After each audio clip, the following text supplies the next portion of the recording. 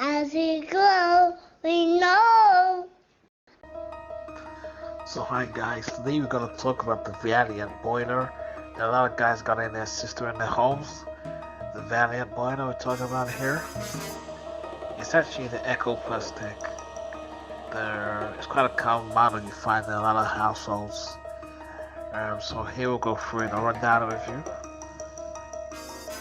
This is the EcoTEC Plus model home boiler system.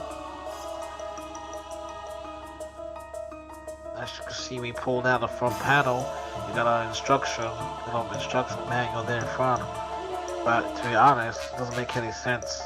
Here we have the on and off button, right next to the pressure gauge, right down there.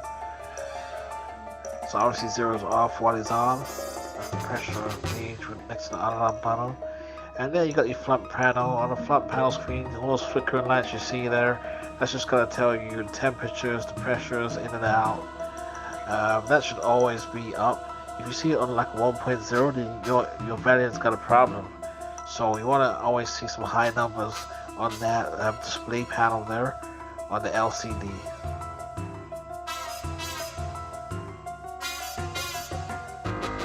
So right here you have the reset button, and you can always press that. If you get a full code, you can press that. It'll just reset the whole boiler for you.